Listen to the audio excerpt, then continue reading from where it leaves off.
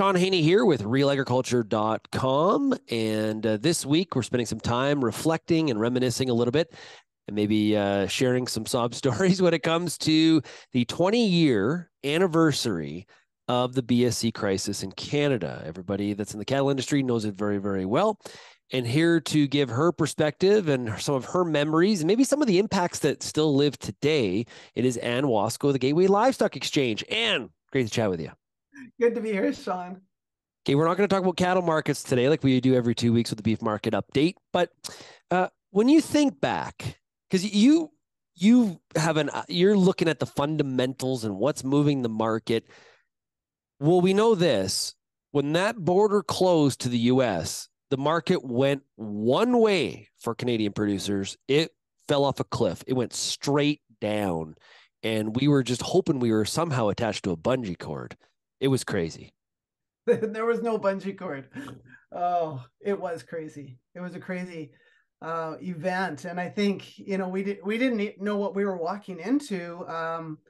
Markets collapsed. There was really, I always joke now, looking back and saying, my job was a market analyst, and back in that day, you did a lot of talking on the phone to producers.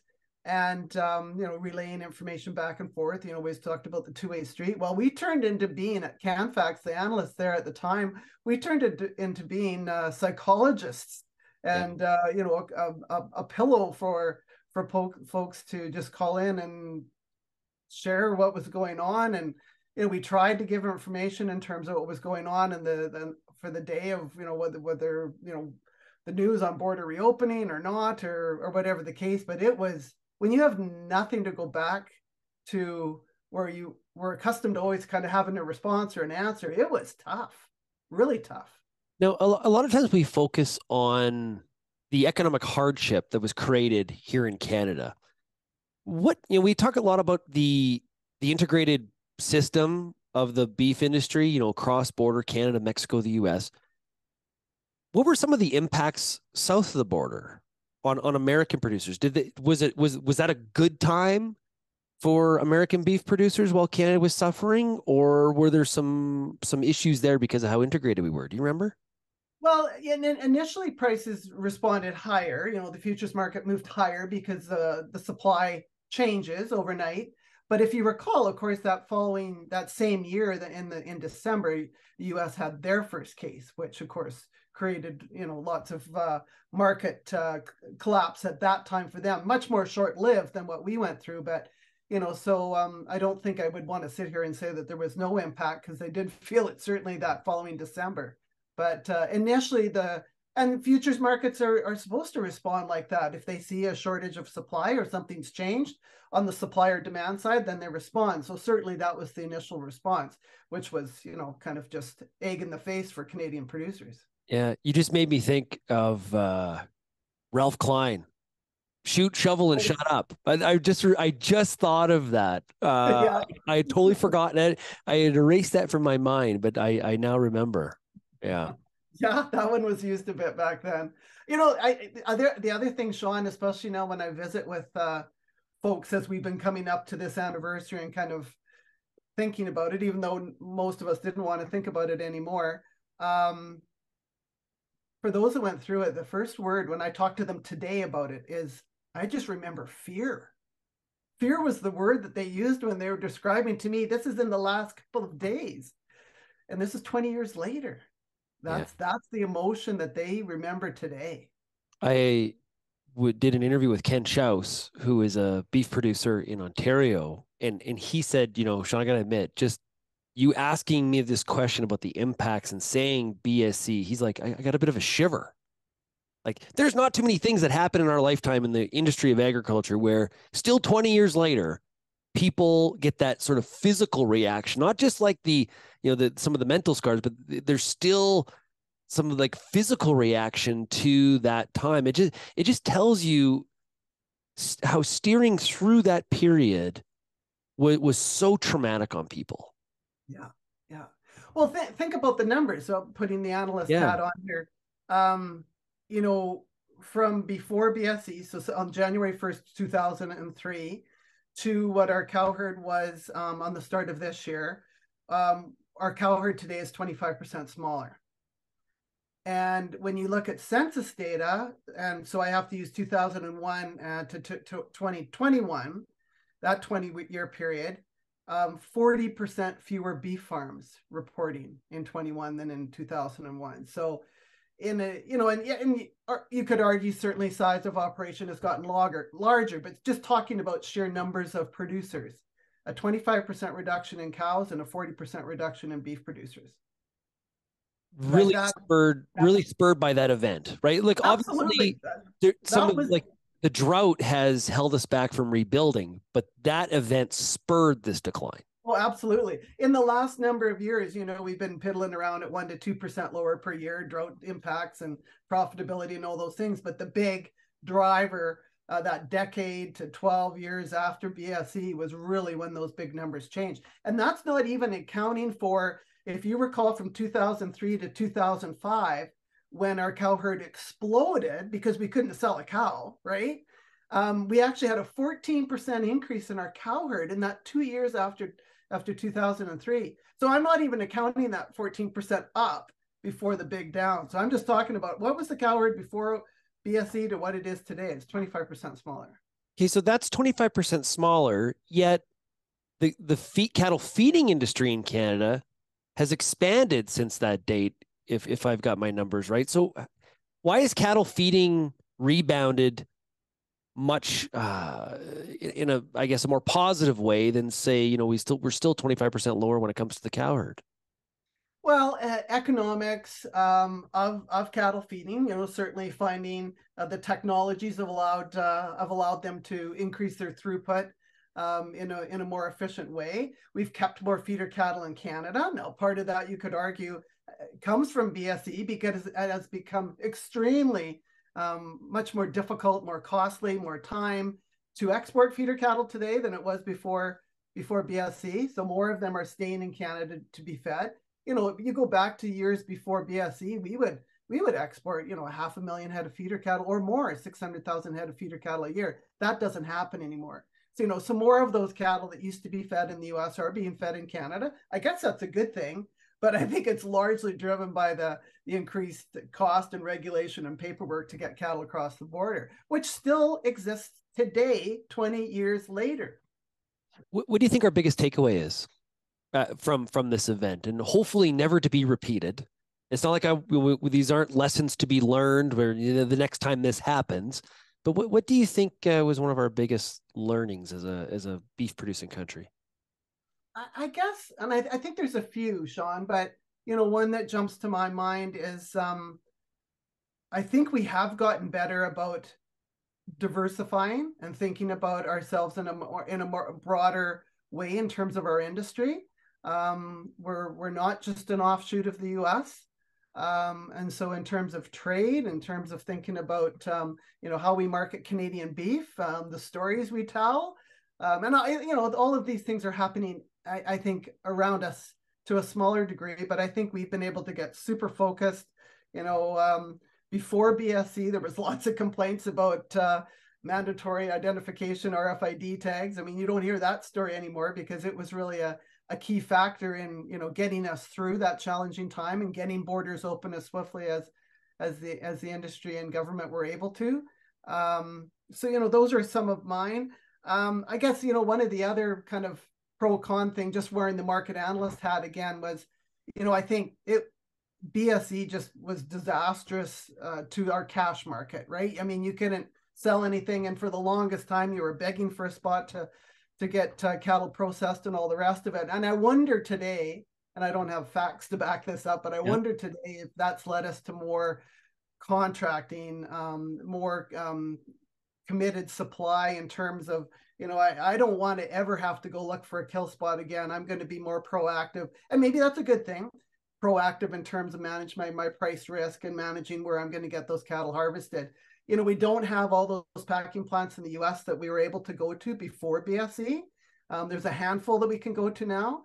So, things like when we have a weak basis year like we did in 2022, it's harder to correct the basis or improve the basis because we don't have that ability to export like we used to on the live cattle side. So I think there's some long tails all through it in terms of the diversification piece I talk about, and then and talking about this marketing piece. What the heck would we have done had we not had a domestic packing capacity? Like if we didn't have, obviously Brooks and High River are the two largest packing plants in Canada. And the border was closed, so it was trying to find, there was set aside programs going on. We were just trying to fit this, huge amount of volume through this funnel. Okay. What the heck would we have done if the slaughter capacity was all in Idaho, Washington, and Montana? What, like, just think about that for a second. The importance of the domestic slaughter capacity. I think that was a big takeaway. Yeah. Yeah. No, that's a very good point, Sean.